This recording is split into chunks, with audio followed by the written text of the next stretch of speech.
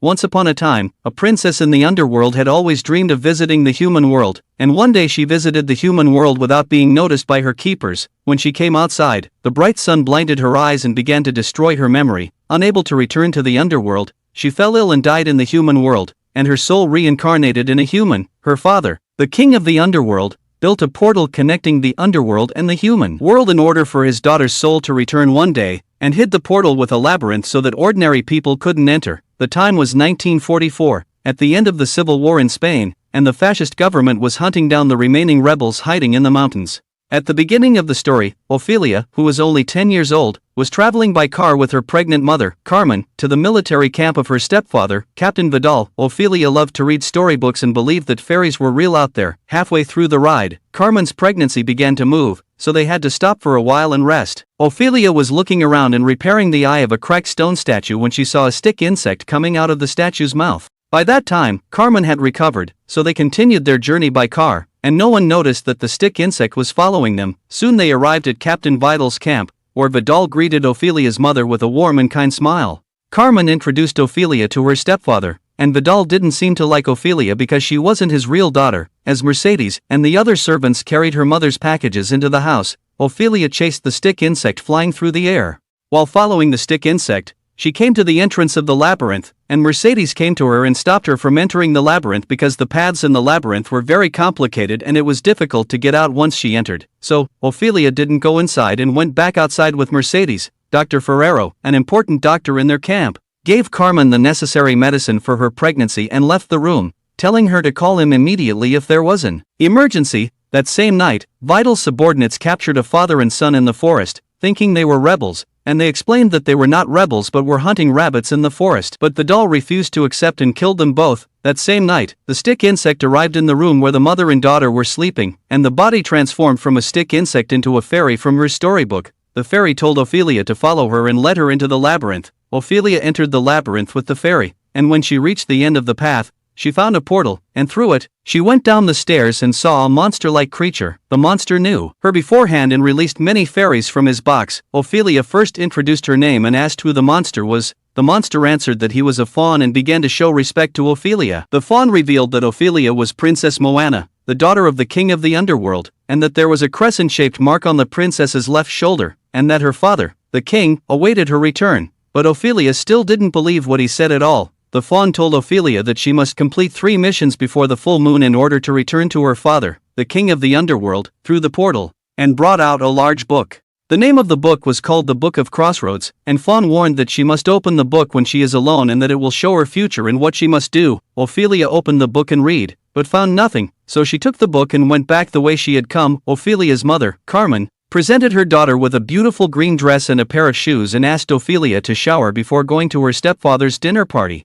Ophelia came to the bathroom and opened the book that Fawn had given her to read. Some comic pictures and letters appeared, and as the fawn said, she looked at her left shoulder and saw a crescent-shaped mark. From that time on, Ophelia began to believe that she was Moana, the princess of the underworld. At that time, the soldiers in the camp found the location of the rebels camped on the mountain with the help of binoculars and headed for the forest where the rebels were with their horses. When their group of soldiers entered the forest, they didn't see the rebels, only a pile of firewood and a small package were left behind. Captain Vidal opened the package, found antibiotics, and looked for rebels around the area but couldn't find them, so they gave up and returned to camp. Ophelia entered the forest alone to complete mission number 1. Her mission was to retrieve the golden key from the belly of a giant frog living among the roots of a dying sycamore tree. In order to get the key out of the frog's stomach, she had to put 3 magic stones in its mouth. Ophelia took off the dress that her mother had given her and left it on the branch. She crawled like a frog along the tunnel between the roots of the tree, and finally she saw the frog she was looking for. The frog survived by eating grubs between the roots of the tree, and Ophelia mixed a grub with 3 magic stones and fed the frog, not knowing that it was going to die. The giant frog swallowed the magic stones with the worm, and it died as he chewed out a giant piece of meat from his mouth. Ophelia took the golden key stuck to the meat and came out of the tunnel between the roots of the tree. When Ophelia came back outside, the wind blew off the dress that her mother had given her,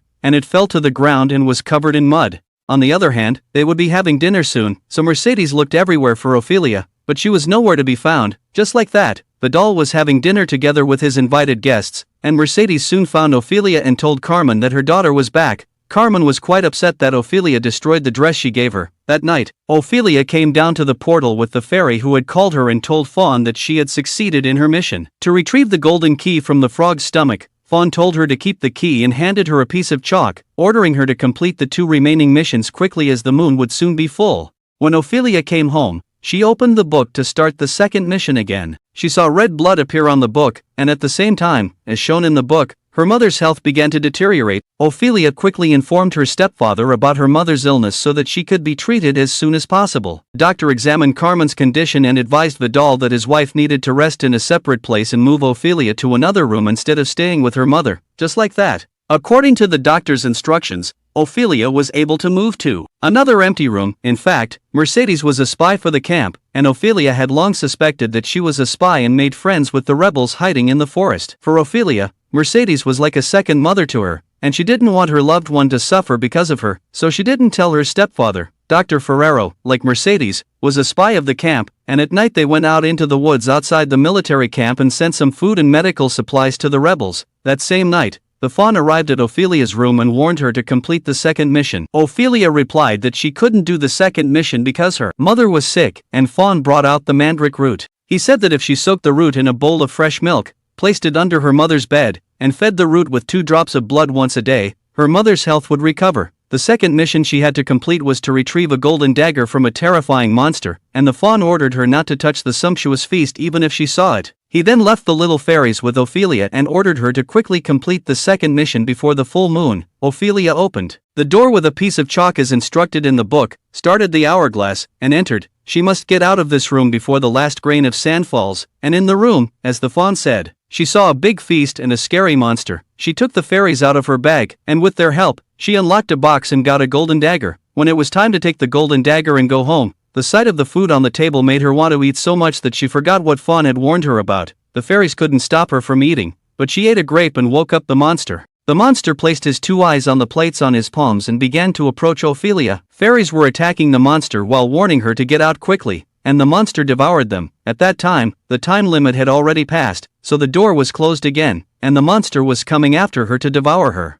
Ophelia quickly opened the door with chalk and returned to her room through the door. In the morning, as instructed by Fawn, she soaked the mandrake root in fresh milk, fed it 2 drops of blood, and placed it under her sick mother's bed. The doctor checked Carmen's health condition and saw that she had suddenly recovered. That night, Captain Vital's army and the rebels fought a fierce battle, and Captain Vital's side won because of the large number of soldiers. One of the surviving rebels was captured and brought to the camp, and Mercedes was quite alarmed when she heard the news that the rebels and Captain Vital's forces had fought last night. She was relieved to learn that her boyfriend was not among the dead. Captain Vidal tied both the hands of the captured soldier and tortured him with his special weapons, interrogating him about what he wanted to know. The soldier was badly wounded and almost dead, so Vidal called Dr. Ferrero and asked him to treat him. At that time, Vidal inadvertently looked into Dr. Ferrero's medicine box and unexpectedly found the antibiotics he had found in the forest. The soldier asked Dr. Ferrero to kill him, and Dr. Ferrero gave him a poison injection as he wished. When Captain Vidal found out that Dr. Ferrero was a spy, he refused to let him live and shot him dead. That same night, the fawn came to Ophelia's room, and Ophelia told the fawn that she was able to complete the second mission, but that she broke the rules, and he found out that 2 fairies died, and he was quite upset with her. Ophelia begged for forgiveness, but the fawn refused and left,